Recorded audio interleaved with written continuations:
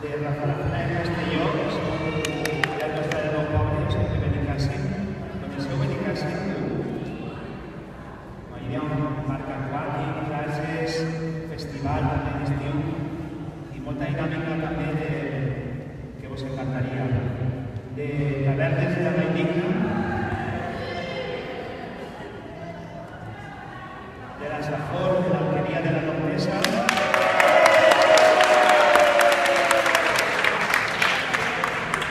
i de Sagunt.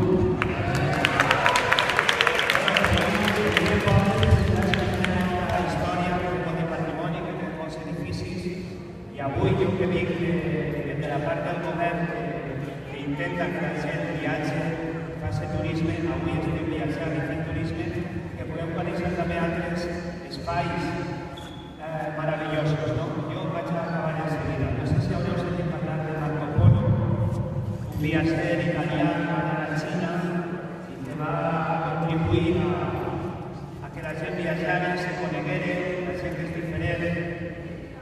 La ruta de la seda, de la Xina d'Orient, que va vindre la seda, la porcelana, a la pólvora, fixeu-vos després nosaltres les traques que fem, l'arròs, fixeu-vos la paella, la feta nostra, i tot el món ens coneix. I este món és molt gran, que té fer l'excotet, que té fer l'excotet. La ruta de la seda és un projecte que permet que les persones estiguin, jo crec que està bé.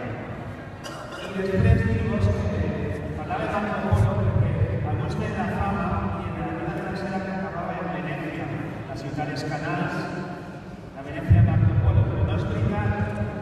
La ruta de la seda, les caravanes legendàries, acaben aquí, en la llotja, estem ara en el carrer de la seda. De fa molts segles, i avui la seda està en el trànsit de les castelloneres, de les festeres, dels balleros, és algo molt nostre, molt valencià. Per tant, acabe viatjar, fer turisme, conèixer coses i estimar-nos és el que jo crec que ens farà ser més feliços. Moltíssimes gràcies.